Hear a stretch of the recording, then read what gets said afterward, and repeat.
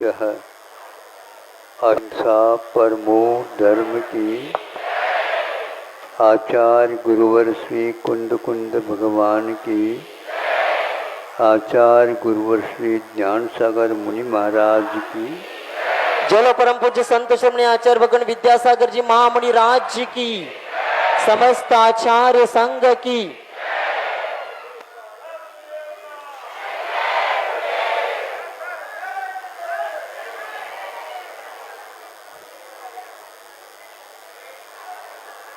आप लोग गाड़ी में बैठ कर के आते हैं और चले जाते हैं। कल एक वाक्य हमने कहा था, उसको थोड़े से गौर से आप देखो।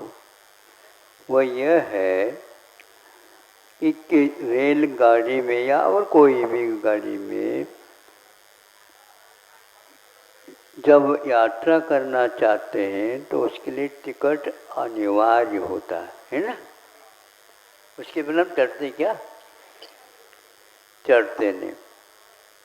किंतु उसके साथ साथ जब भीड़ ज़्यादा हो जाती है तो हम व्यवस्थित कैसे चलें, यात्रा करें, उसके लिए एक रिजर्वेशन भी होता है।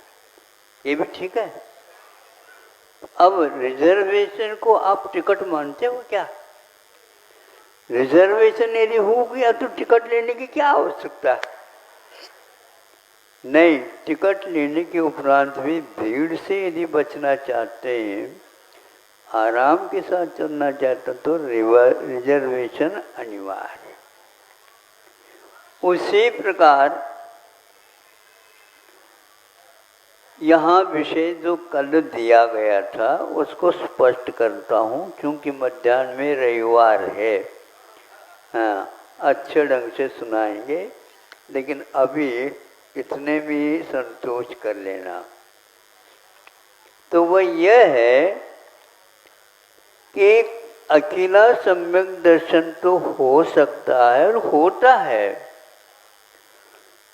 किंतु अकेला ही सम्यक दर्शन होना अनिवार्य हो गया, फिर बाद में उसका क्रम आएगा, तो ये बहुत दिक्कत वाली बात है। आचार्यों ने ये कहा है, सम्यक दर्शन होने से कुछ काम तो होता है, लेकिन क्या काम होता है? तो उन्होंने ये कहा कि आगे जो चरित्र आने वाला है उसकी भूमिका निर्वाह यहाँ पर किया जाता है। इसलिए इस भूमिका के निर्वाह के लिए उन्होंने यदि आप लोगों को कुछ सहूलियत दे दिया तो वह चारित्र नहीं माना जाता। किंतु आज अच्छे अच्छे पढ़े लिखे कि चतुर्थ आदि गुणस्थान में चारित्र को छूते भी नहीं, किंतु वह मोक्ष मार्गी बनना चाहते हैं। तो मार्ग तो सम्यक दर्शन, सम्यक ज्ञान और सम्यक चारित्रात्मक होता है। इसलिए केवल सम्यक दर्शन लेने से कुछ काम नहीं होता। सम्यक दर्शन वह काम तब करता है जब आप उससे ऊपर उठ कर के गाड़ी में बैठना चाहते हैं। उसके लिए टिकट भी लिया जाता है। रिजर्वेशन अभी भले कर लिया गया। रिजर्वेशन को जिस प्रकार टिकट नहीं मानते, उसी प्रकार अविरक्त सम्यक दृष्टि को मोक्ष मार्ग नहीं मान सकते। उम्मीदवार है और लेटिंग लिस्ट क्या बोलते हैं आप लोग? प्रतीक्षा करो, वेटिंग करो, लेकिन लेटो नहीं। हाँ, वो कभी भी गाड़ी आ जाए, तैयार हो गए तो मिल जाएगा, लेकिन यह आवश्यक है। तो बिना चारित्र का आज कुछ यात्री यात्रा करना चाहते हैं, हम तो समझते हैं उनका भाग्य फूटा है। इसलिए फूटा है, सब लोगों के सामने कान पकड़ करके स्टेशन के ऊपर उठक बैठक किया जाता है, कराया जाता है। फिर इसके उपरांत उसको वहाँ से पहले भगाया जाता है।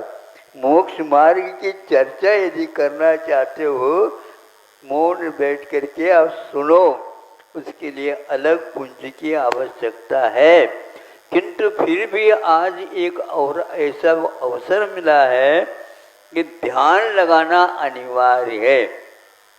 मोक्ष मार्ग में जो है रहता है वह ध्यान लगाता है, तो वह मोक्ष मार्ग दो प्रकार के, एक व्यवहार और एक निश्चय, एक भेद और एक अभेद, ऐसे आचार्यों ने भेद किए हैं।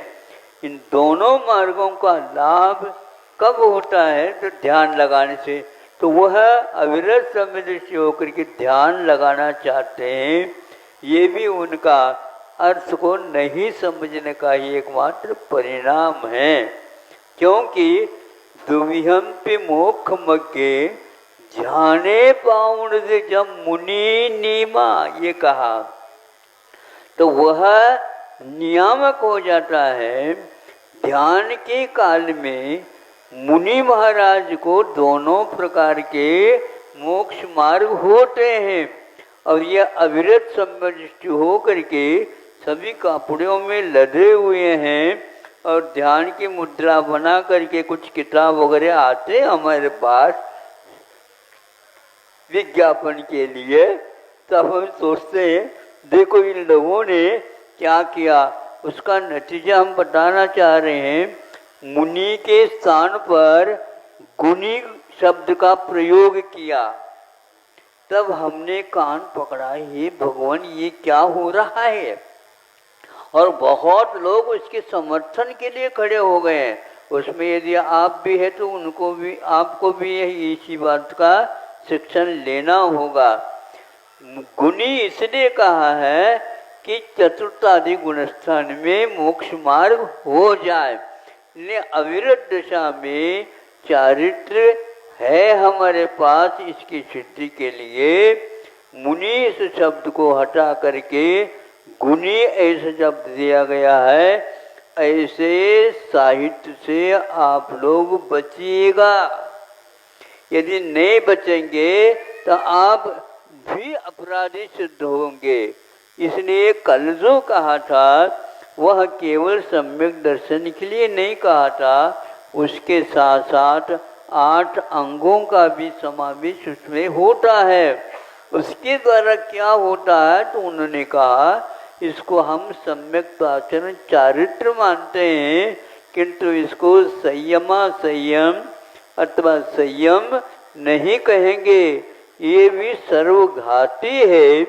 सर्वघाती के उदय में मोक्ष मार्ग कभी भी नहीं बनता, ऐसा कहा है। ये कहना कल नहीं हुआ, इसलिए कहीं ऐसा ना हो। कल के लोग यदि नहीं आए हैं तो आप लोग उनको किसी भी प्रकार से संकेत भेजिएगा, ताकि कल का भी और आज का भी यह प्रवचन पूर्ण हो जाए। अहिंसा परमो धर्म की जय।